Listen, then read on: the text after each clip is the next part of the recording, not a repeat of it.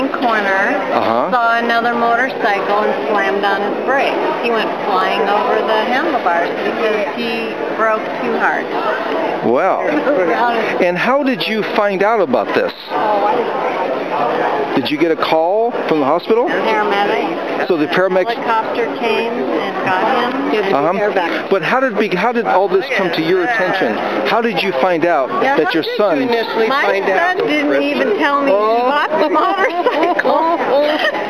I knew he had it before she did. How long? This is before the two of you were on Facebook, I can see. And so... we didn't meet on Facebook. No. We met through our Yes, but if you had been on Facebook, if you had been Facebook buddies, and the motorcycle would have come up by now. Yes. So how long did he have this motorcycle before you got this? 6 weeks. So he had it. So he'd been riding around for 6 weeks on this Triumph motorcycle, and then how did you find out that he'd been in an accident?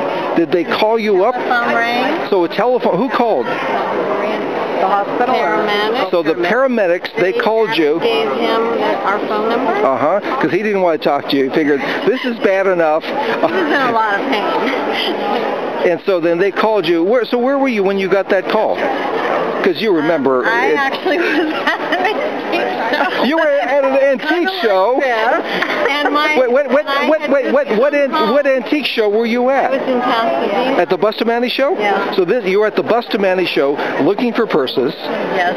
And while your son was just clinging on to life. Never called me. Your husband never called you. I just came home and my husband called me and said, got some news for you. Don't freak out. Don't freak out. He's fine. I thought that I'm on my way to the hospital.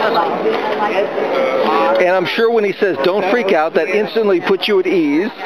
Well, he sure knows how to choose the words well. Don't freak out. You know that he had just been at my house washing it on my driveway and introduced me to the bike. My neighbor, Lisa, came over and said, "Oh, Adam." And I said, "Lisa, what do you want to tell him about motorcycles?" I had just told Adam that day that I am anti-motorcycles, and I had a high school friend witness in front of me killed. He left and he had the accident. Jeff called me, goes, "Mom, Adam had an accident." I mean, my heart, and so Lisa, my neighbor, said, "Janet," I said, "Lisa, Adam was just here, and you didn't even know he had it." And I had just told Adam how much I was concerned that he was riding it. Well, it was scary. He was living at home. Yeah. Is he still living at home? Well, that's a long story. But Adam was living at home and told me he was going to a motorcycle class on Saturday. I said, "Why are you going to a motorcycle class on Saturday? You don't have a motorcycle." Because I'm going to buy one.